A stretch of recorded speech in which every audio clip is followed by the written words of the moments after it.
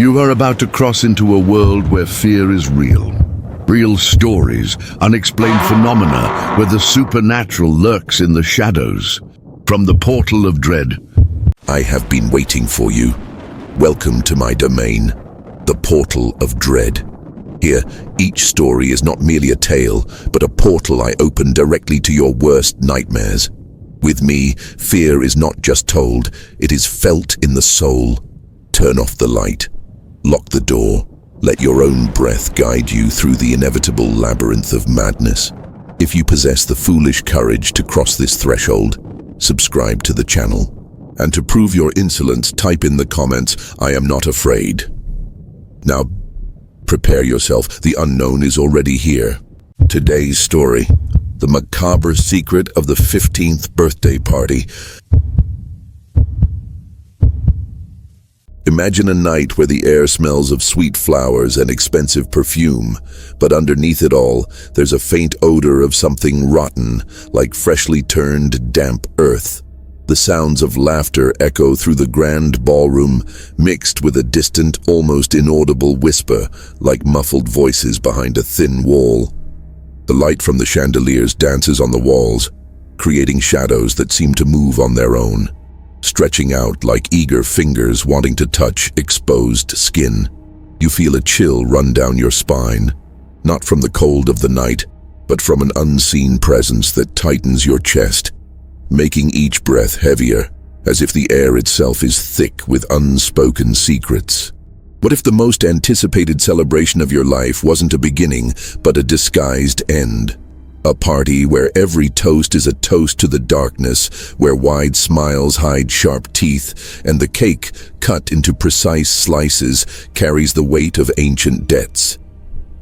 You hear the ticking of an invisible clock, counting down to midnight, when the veil between the real and the impossible will be torn apart. You blink, and for a split second, in the reflections of the surrounding mirrors, something stares back. Not you, but black, empty, hungry eyes. Terror doesn't come from monsters screaming in the dark. It seeps in slowly, like a sweet poison in the champagne, twisting what you think you know.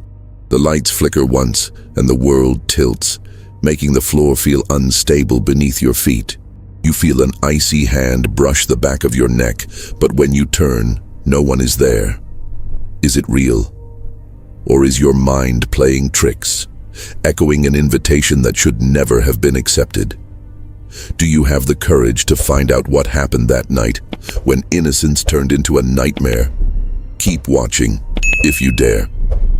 Marina Pedreira was turning exactly 16 on that day, August 24th. For her, that date represented more than just a birthday. It was the gateway to adulthood, full of the promises and freedoms she had dreamed of for months.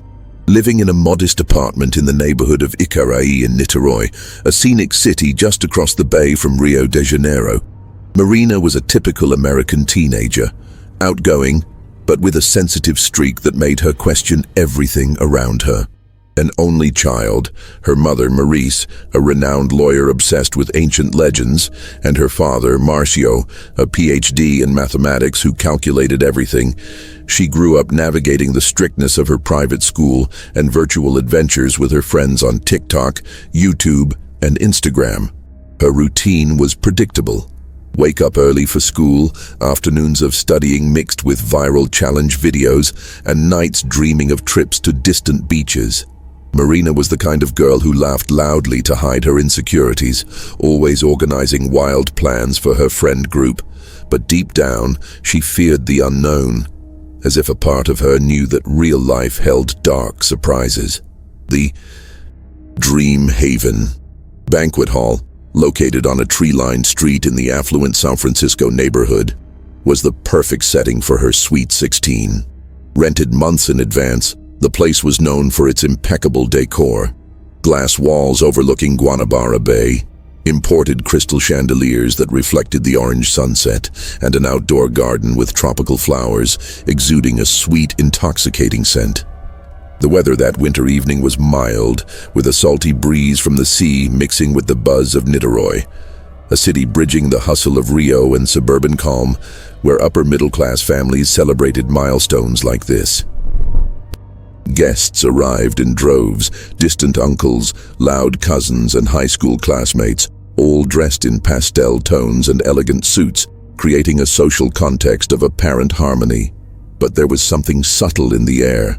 The hall seemed too large for the number of people, with echoes that lingered too long, as if the space itself were listening to every conversation. At the center of it all, Marina shone in her flowing white dress, embroidered with pearls that caught the light like stars. Her curly brown hair was down, and her smile revealed genuine excitement. After all, she had planned every detail, from the pop playlist to the 3-tiered cake with chocolate fudge filling. Surrounding her were her 5 best friends, the inseparable crew, as they called themselves. Lorena, 14, was the extrovert of the bunch. Average height, long curly hair, a sharp sense of humor, always ready with a joke or a selfie. She worked part-time at a clothing store and dreamed of being an influencer. Yasmin, also 15, was the quiet, observant one, with large, expressive eyes, short curly hair, a fan of mystery novels, and the one who always noticed details others missed, like a shadow that seemed to move on its own in the corner of the hall. Maria Clara, the oldest of the group at 15, had a protective personality, with long wavy hair, green eyes, and a discreet tattoo on her wrist. She was the mom of the group, settling arguments and offering advice. Giovanna, 15, with straight, medium-length hair, tall, with blue eyes, was the adventurer. Athletic, with freckles on her face and tireless energy, always suggesting crazy challenges like bungee jumping or trying exotic foods. Finally, Isadora, the 15-year-old amateur photographer, carried her Polaroid camera everywhere. With long curly hair and always wearing stylish glasses, she captured moments with an almost obsessive precision. But that night, as she reviewed the first photos, she frowned, noticing a blurred figure in the background of one image, something she dismissed as a focus error. Together, the 6 formed an unbreakable bond, forged over years of school secrets and sleepovers, where they shared crushes, fears, and dreams. Marina felt invincible with them by her side, laughing as they danced to Taylor Swift, ignoring the slight discomfort that was beginning to settle in, as if unseen eyes were watching them from the dark corners, or as if the scent of the flowers carried a faint smell of decay, masked by the sweet aroma. At 8:01 p.m., with the party in full swing, Marina moved through the hall, hugging guests and posing for photos. Everything seemed idyllic, a dream come true. However, amidst the euphoria, she felt a pang of unexplained anxiety, as if the perfection was too fragile, about to crack. Her friends noticed, joking to cheer her up.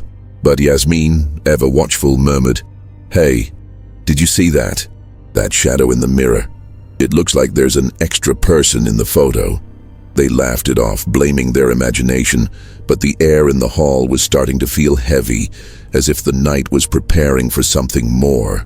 As the music pulsed through the hall and guests scattered into conversation circles, Marina and her friends gathered in a quieter corner near the windows, overlooking the dark bay. It was around 8:30 p.m., and the air was thick with laughter and the smell of hot appetizers, but a sense of unease lingered, as if the night was about to turn a dark page. That's when Lorena's grandfather, Mr. Alberto, a 78-year-old man with a scruffy white beard and eyes that seemed to hold centuries of stories, approached the group. A retired historian and collector of local Niterói legends, he was known for his captivating tales. But tonight, his raspy voice carried a warning tone that made the girls lean in, curious. "Did you know this hall isn't just for parties?" he began, adjusting his crooked glasses as he looked at the glass walls, as if seeing something beyond the reflection of the lights. "There's an old legend here in Niterói, dating back to the Portuguese colonization in the 16th century. They say this area of San Francisco was a sacred burial ground for the Tamoio tribe, a place where the spirits of their ancestors rested in peace. But the colonizers, hungry for land, desecrated the soil, building mansions over forgotten bones. Over time, an occult sect emerged, a group calling themselves the Guardians of the Veil, mixing twisted indigenous rituals with European satanic cults. They believed that to summon ancient forces, they needed sacrifices on nights of celebration, disguised as innocent parties. Their goal? To lure young, pure souls into a ritual that promised immortality to the initiates, but actually sealed the victim's fate in a cycle of eternal torment. The girls exchanged glances, a mix of nervous laughter and chills. Marina rolled her eyes, joking, "Grandpa, you and your horror stories trying to ruin the party." But Alberto continued, ignoring the interruption, his voice dropping to a conspiratorial whisper. "What makes this legend peculiar is the method. They used halls like this one, with chandeliers symbolizing fallen stars and flowers masking the smell of blood. There are reports of parties in the 80s and 90s, right here in this area, where guests vanished after midnight. A diary found in an abandoned mansion in Niterói described symbols carved into the floor, inverted pentagrams hidden under rugs, activated by dancing and laughter. Some say the dream haven was built on the exact site of one of these desecrated places. But of course, it could just be nonsense from old men like me. Or maybe not. Have you seen those faint marks on the columns? They look like old scratches, don't they?" Marina felt a shiver, remembering the shadow Yasmin had mentioned earlier, but she chalked it up to the power of suggestion from the story. The friends debated. Was it real or just urban folklore to scare tourists? Alberto smiled enigmatically, leaving the question hanging in the air. What if the legend was more than just words? The party went on, but now with a layer of mystery, as if the hall itself were whispering secrets. Have you ever heard of the Guardians of the Veil legend? Let me know in the comments if you know a similar story from your area. The party hit its stride around 9 p.m. with the dance floor packed and colored lights spinning to the beat of EDM and pop hits. Marina, still shaken by Lorena's grandfather's legend, tried to throw herself into the fun, twirling with her friends as phone flashes lit up the hall. The air was thicker now, heavy with perfume and sweat, but something had changed. An inexplicable cold breeze began to circulate, as if invisible doors were opening to nowhere. Suddenly, the chandeliers flickered once, twice, in a rhythmic pattern that didn't match the music. "Must be a power surge," Maria Clara murmured, laughing to hide her unease. But Marina felt a chill crawl up her spine, as if the crystals on the chandeliers were whispering ancient secrets. The girls exchanged glances, and Yasmin, ever the observer, pointed to the garden outside. "Look, the flowers. They're shaking, but there's not enough wind for that." As they tried to ignore it, a tall, elegant man in a flawless black suit and an enigmatic smile approached the group. He introduced himself as Victor, a distant family friend Marina didn't recognize, though her mother had vaguely mentioned him as an event planner. Around 40, with piercing eyes and a subtle tattoo on his neck that looked like a circular symbol, he proposed a viral game to liven up the night, something called the Veil Challenge, inspired by TikTok trends, where participants formed a circle and whispered secrets to each other as the lights dimmed. "It's harmless, girls. Just to create lasting memories," he said in a smooth, almost hypnotic voice. The friends agreed, excited. But as they formed the circle in the center of the hall, the whispers began. Not theirs, but ethereal, low voices calling out names. "Marina, Lorena, come to the Veil." They stopped, confused. "Did you guys hear that?" asked Giovanna, her adventurous energy now tinged with hesitation. Victor just smiled, saying it was part of the hall's acoustic illusion. Pause right there. Do you believe some things just can't be explained by science? Drop a ghost emoji if you've ever witnessed something paranormal, or a skeptic emoji if you're not buying this story yet. The game continued, but the conflict intensified. Glasses on the tables began to slide on their own, as if pushed by invisible hands, spilling drinks in patterns that formed straight lines on the floor. Lines that, to Yasmin, seemed to map out a pentagram. Marina, feeling a sudden wave of nausea, as if the air were poisoned, ran to the women's restroom, followed by Isadora with her Polaroid camera. Inside, the large mirror reflected not just them, but blurred figures in the background, hooded silhouettes that vanished when they blinked. This isn't real. It must be a reflection from the party lights, Marina rationalized, but her voice trembled. As she washed her face, she noticed fresh scratches on the stall door, the same inverted pentagram symbol Alberto had mentioned, as if recently carved. Isadora snapped a photo, and the flash revealed for a second red eyes in the reflection, before the picture came out blurry. "Girls, this is freaking me out," Isadora confessed, her obsession with capturing moments now turning to dread. Back in the hall, around 10 p.m., the fear was spreading subtly. Marina, the extrovert, tried to joke. "Maybe it's a prank by Victor. He seems like one of those YouTube pranksters." But when the lights flickered again, revealing elongated shadows on the walls that seemed to dance in sync with the music, panic began to bubble. Random guests reported similar sensations. An uncle of Marina's swore he saw a pale hand touch his shoulder, only to disappear when he turned. A cousin felt an icy breath on her neck, whispering, "Stay for the ritual." The friends regrouped, doubting themselves. Was it a psychological effect from the legend? Mass paranoia? Marina, at the center, fought against the growing dread, her initial excitement turning to doubt. What if the story is true? What if this isn't just a party? Victor, watching from a distance, raised a glass in a toast, his smile now looking predatory, as if he knew something they still didn't. The events didn't stop. Smaller objects, like spoons and napkins, floated briefly before dropping, and the scent of the flowers turned into a subtle stench of damp earth, like a freshly opened grave. The girls, united but shaken, decided to confront Victor, but he had vanished into the crowd, leaving only a note at the bar. "The veil opens at midnight. Participate or be lost." The mystery deepened, with the hall seeming to conspire against them, and the terror, once invisible, was now tangible enough to make them question everything. With their hearts pounding after the strange events, the girls moved away from the dance floor around 10:15 p.m., finding a quieter spot near the bar. The music was still loud, but the hall now felt like a labyrinth of shadows, with guests dancing, oblivious to the subtle chaos.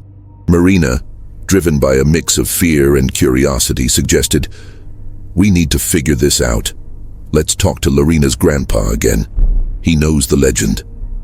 Lorena agreed, and they found Alberto sitting in an armchair, smoking a cigar and watching the party with suspicious eyes. "You saw something, didn't you?" he asked, unsurprised, as if he'd been waiting. When they told him about the whispers, the moving objects, and Victor's note, Alberto nodded gravely. "Victor, I know of him. He's not just a planner. Search Guardians of the Veil Niterói on your phones. It's more real than you think." As Maria Clara and Giovanna pulled out their smartphones, their screens casting a cold glow in the dim light, testimonies from older guests began to surface. One of Marina's aunts, in her 50s, approached, whispering, "I was at a party like this in the 90s near here. People went missing after midnight, and the police filed it as accidents. Victor was young then, but he was already leading strange circles." Another guest, an elderly man, added, "He uses technology now, apps to recruit, rituals via hidden live streams. They say the veil is a digital portal for the Tamoio spirits, summoned for revenge." The searches confirmed it. Local newspaper articles from 1987 and 2015 reported disappearances from mansions in San Francisco, linked to a sect that desecrated indigenous sites. An obscure Reddit forum mentioned Victor by name, describing him as the modern guardian who lured victims with lavish parties for rituals of eternal immortality. What's your theory? Do you think Victor is the main villain, or is something bigger at play? Drop your predictions in the comments. Let's see who figures it out before the end. Emboldened by the revelations, the girls decided to dig deeper. Yasmin, with her investigative instincts, noticed a discreet door behind the bar, marked with the same pentagram symbol from the note. They opened it stealthily, descending creaky stairs into a damp, poorly lit basement that smelled of mold and old earth. There, among dusty boxes, they found a leather-bound diary dated 1920. The yellowed pages revealed shocking secrets. Marina's great-grandmother, a colonizer named Elisa, had led the desecration of the Tamoio cemetery to build the original mansion, the exact site of the dream haven. She summoned the guardians for wealth, but sealed a curse. Every third generation would be sacrificed to appease the spirits. Marina read aloud, her voice cracking as she recognized her family name. Old photos glued to the pages showed rituals in black and white, with hooded figures and symbols identical to those in the hall. A recent entry, in modern handwriting, added by Victor. Marina is the chosen one. The veil opens tonight. The revelations shattered the group. Isadora, photographing the pages with her Polaroid, captured images that came out distorted, as if spirits were interfering. Lorena, pale, murmured, "So it's not a coincidence. The party is for you, Marina." Their perspective had shifted drastically. What seemed like an innocent celebration was an ancestral trap, and Victor wasn't a stranger, but an enforcer of the curse. Heading back up to the hall around 11 p.m., they saw Victor in the center, announcing, "The grand moment is approaching," as the chandeliers flickered in sync. The horror was about to explode, but now, with the weight of family secrets and concrete proof, turning doubt into terrifying certainty. At 11 p.m., the Dream Haven Hall pulsed with a dark energy, as if the very structure of the mansion were waking up. The lights, once festive, now flickered in frantic patterns, casting shadows that looked like claws stretching across the walls. Marina and her friends, armed with the diary's revelations, tried to confront Victor on the dance floor, but the horror escalated before they could act.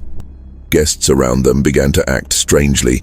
A middle-aged woman dancing enthusiastically moments before stopped dead, her eyes turning pitch black as she muttered in an ancient tongue, words that sounded like Tamoio chants, echoing, "Vengeance for the torn veil."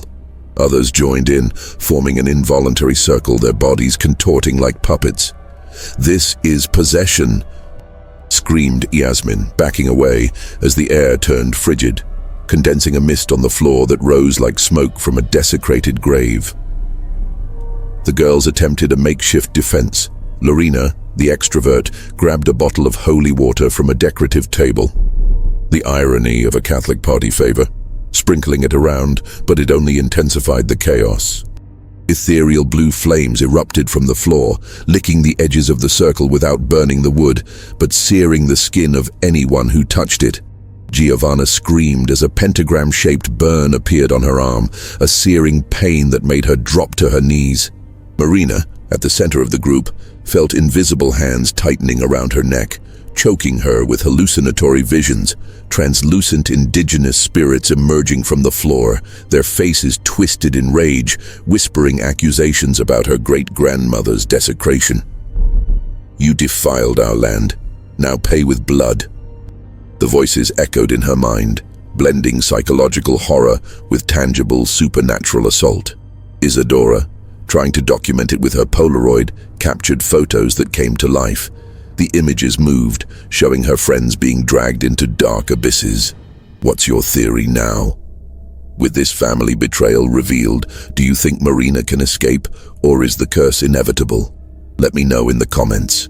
A desperate escape attempt followed. Maria Clara, ever the rational one, led the group to the main exit, but the doors slammed shut on their own, creaking like breaking bones, and the windows fogged over with glowing runes that burned to the touch. "Let's go through the garden," she suggested, but as they ran outside, the lawn transformed into an illusory swamp, their feet sinking into sticky mud that smelled of decomposition. Collective hallucinations separated them. Lorena saw her friends as demons, attacking her with claws. Yasmin heard the voices of dead loved ones, begging her to stay. Marina, momentarily isolated, was confronted by her mother, Marise, who emerged from the shadows with a serene smile but cold eyes. "Mom, help us. We have to get out of here," Marina pleaded, running to hug her, believing in a mother's protection. But then came the devastating twist. Marise, instead of helping, grabbed Marina's arm with inhuman strength, revealing a tattoo identical to Victor's on her wrist. "I planned all of this, my daughter. Great-grandmother Elisa's curse falls on you. The third generation. I joined the Guardians years ago to survive, and now, by sacrificing you, I break the cycle for myself and for the future." The words hit Marina like a physical blow, mixing emotional betrayal with physical horror. Marise, the loving mother who planned her sweet 16, was the true orchestrator, using her daughter's love as bait. "You've been lying my whole life?" Marina cried, struggling to break free as visions of her childhood distorted, happy memories turning into disguised occult rituals. Marise laughed, a sound echoed by supernatural voices. "The veil is thin here, and you are the key. Victor is just the enforcer. I am the true guardian." The horror reached an unprecedented level. The friends, regrouping after the illusions, witnessed the scene and tried to intervene, but possession struck them. Giovanna, marked by the flame, began speaking in tongues, her body contorting. Isadora watched her camera burst into cold flames, burning her hands. Marina, in real danger, was dragged by invisible forces to the center of the hall, where a veil circle was forming with possessed guests chanting in unison. Attempts at defense, like Maria Clara throwing objects, failed, as items returned like supernatural boomerangs. The air filled with the stench of sulfur and earth, and the floor trembled, revealing cracks that oozed sticky ectoplasm. Around midnight, Victor reappeared, raising a ceremonial dagger, and Marise positioned Marina on the makeshift altar, a central table now covered in glowing symbols. Psychological terror consumed Marina. How could my own mother? While physical terror threatened her as ethereal cuts appeared on her skin, bleeding without a visible wound. The girls, united in a final surge of courage, fought to rescue Marina, breaking the circle with shoves and screams, but the cost was high. Marina was thrown against a wall by an unseen force, knocked unconscious with a gash on her forehead. The entire hall seemed alive, conspiring, with chandeliers falling dangerously close and the ritual beginning. An ethereal portal opening in the ceiling, sucking souls into the veil. Marina, on the brink of despair, realized the twist wasn't just betrayal, but a curse that made her part of the sect against her will. Visions showed her as the next guardian, forced to continue the cycle. Midnight chimed like a death knell in the dream haven, the hall now a vortex of supernatural chaos. The ethereal portal in the ceiling spun like a hurricane of shadows, sucking papers and small objects into an infinite abyss, while icy winds howled with ancestral voices. Marina, dragged onto the makeshift altar, fought against the invisible bonds holding her, her skin marked by ethereal cuts, bleeding a luminous ectoplasm. Victor, raising the ceremonial dagger, chanted in the Tamoio language, his eyes glowing with fanaticism, while Marise beside him smiled with a demonic serenity, revealing subtle fangs that weren't there before. The friends, wounded but determined, formed a last stand. Maria Clara, with an injured arm, grabbed an iron candelabra as a weapon. Yasmin and Isadora, breathless, tried to distract the possessed. Lorena, waking from her faint with blood streaming from her forehead, rejoined the fray. The confrontation began with fury. Maria Clara hurled the candelabra at Victor, hitting his shoulder and making him stagger, but he retaliated with a wave of energy that threw her against the wall, audibly cracking her ribs. "You don't understand. This is ancestral justice," he screamed, revealing his heritage, a direct descendant of the Tamoio whose lands were stolen by Marina's great-grandmother. Marise, advancing on Marina, whispered, "Accept your destiny, daughter. I was possessed years ago to guide this. Your grandmother tore the veil and only blood can mend it." Marina, in a panic, kicked and screamed, but the psychological horror consumed her. Visions of her mother as a hybrid entity, blending maternal love with supernatural hunger. The girls attacked in unison. Giovanna, still fighting a partial possession, used her unnatural strength to push Marise, but paid dearly as ethereal flames engulfed her, burning her skin in ritualistic patterns. What would you do in this situation? Cornered by family betrayal and forces beyond comprehension, would you fight or surrender? Let me know in the comments. As the portal expanded, sucking the souls from the possessed guests, their bodies dissolving into screaming mist, the main entity manifested.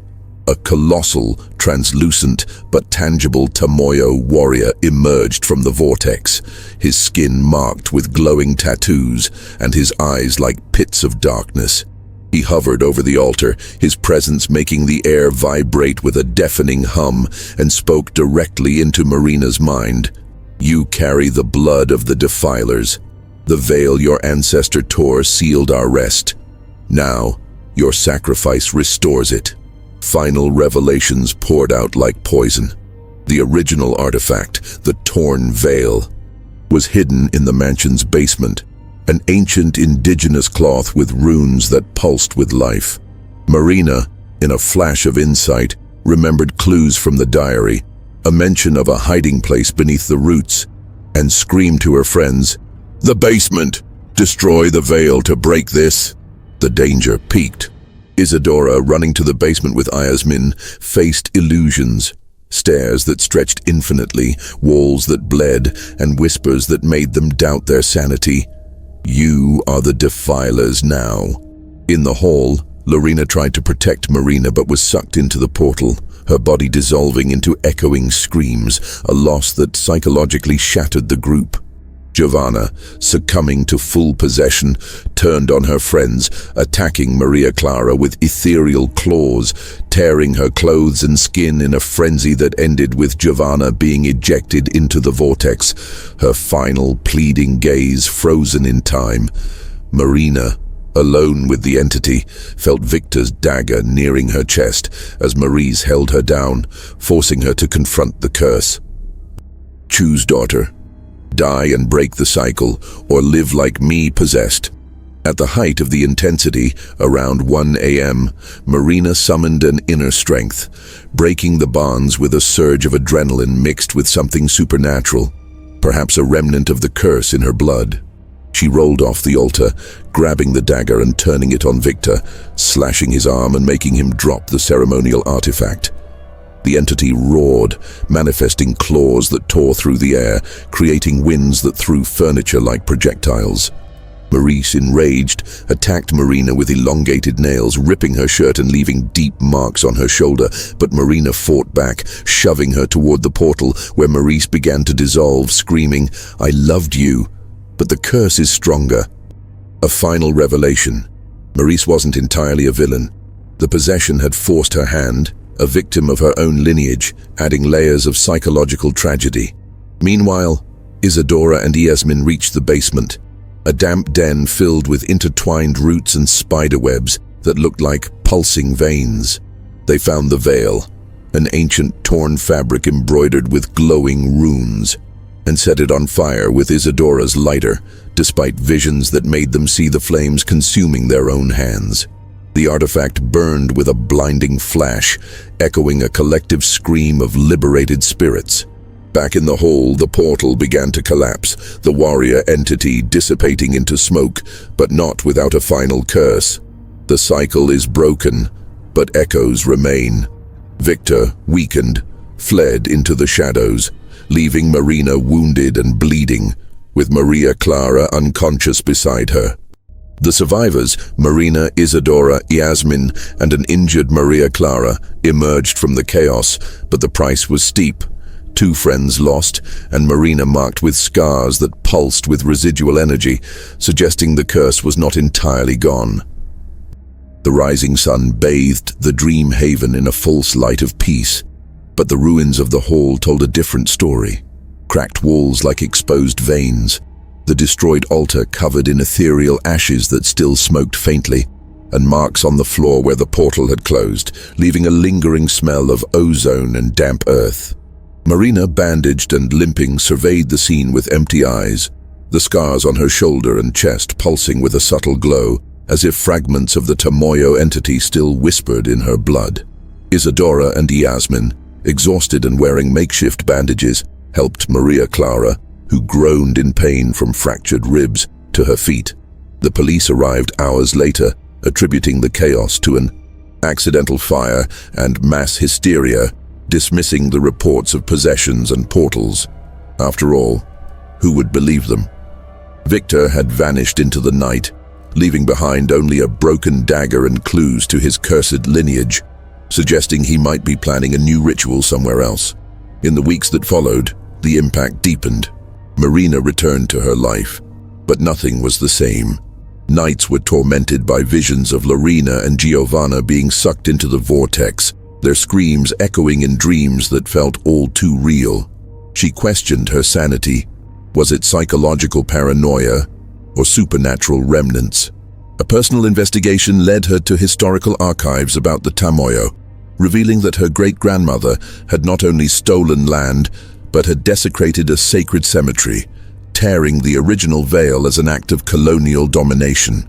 Isadora, now obsessed, compiled survivor accounts, discovering similar patterns in other old mansions across the state, hinting that the curse echoed beyond that one night.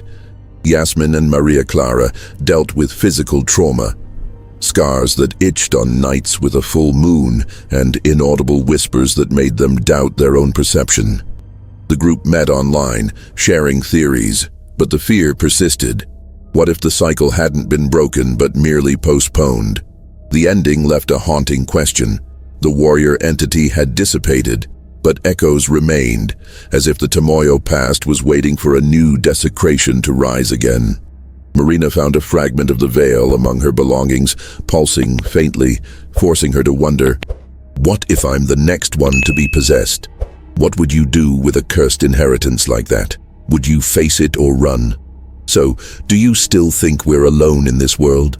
Did this story make you question anything about hidden legacies or ancestral forces?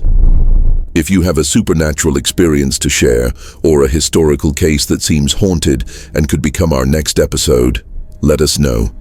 Subscribe and hit that notification bell, because every week I bring you cases that will make you look over your shoulder before you go to sleep. Some things exist beyond our understanding. Sleep well if you can. And until the next video from the Portal of Dread.